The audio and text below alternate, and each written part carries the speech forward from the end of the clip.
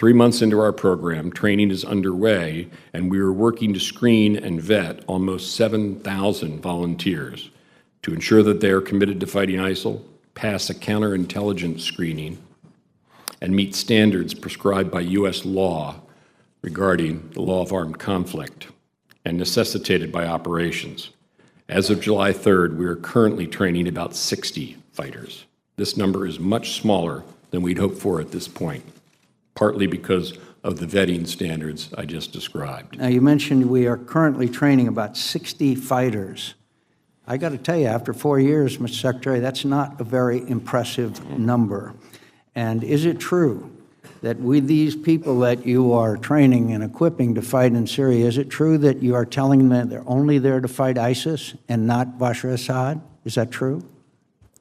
Yes, we are telling them that we are arming and training them in the first instance to go after ISIL and not the Assad regime. That's our priority. And these are people who are inclined in that direction and come from areas that have been overrun by ISIL. So in other words, if they are barrel bombed by Bashar Assad, they are not. No, I think we have some obligation to them once they're inserted in the field. Again, we don't expect them to be. Is that to defend them against barrel bombing?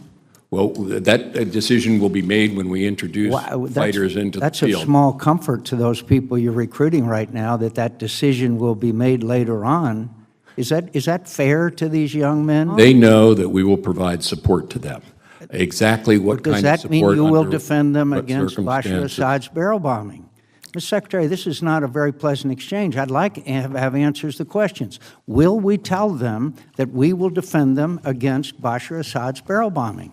I think we have an obligation to help them. Will we tell them that? We have not told them that. Not told them that. Part of the plan to insert these forces would be to protect them as much as possible from any type of response, to focus them on ISIL, but also to put them in places in the country where they would be much less likely to be engaged. But if they were engaged, they would not only have the right to defend themselves, but my presumption would be we would assist them from defending themselves from attack. Is that a fair estimate? That's my feeling. That's what I said, that I think we have an obligation to do so. You're right. I don't expect that occasion to arise anytime soon. And to get to the chairman's point earlier, in the very first vetting, the thing, Mr. Chairman, that made the numbers so small, and I said the number 60, and I can look out at your faces and you had the same reaction I do, which is that that's an awfully small number. The criteria we apply, and some of this is the law,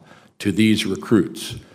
We do counterintelligence screening. We make sure that they, for example, aren't going to pose a green-on-blue threat to their trainers, that they don't have any history of atrocities. These are all things that are required of us, and that they're willing to engage in the campaign in a way that's compliant with the law of armed conflict. General Nagata, who's doing the training, I indicated he's got 7,000 more, expects that we'll do better as we get better, and that number 60, which is not impressive, will get more, get larger. There are other capable ground forces fighting both the regime and ISIL, some of which we can support and do support with ISR, airstrikes and so forth. I gave the example of the Syrian Kurds, but we'd like to see more, and we're trying to get better at training them, because the number 60 is, as you all recognized, is not an impressive number.